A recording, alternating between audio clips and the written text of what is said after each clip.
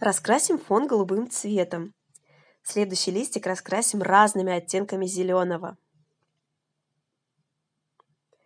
В журнале выбираем понравившийся фон и рисуем на нем птичек.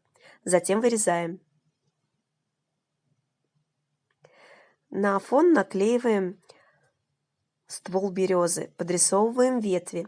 Зеленый лист рвем на кусочки, это будут листики, приклеиваем их в хаотичном порядке, так, чтобы нам нравилось. Затем на веточке приклеим птичек.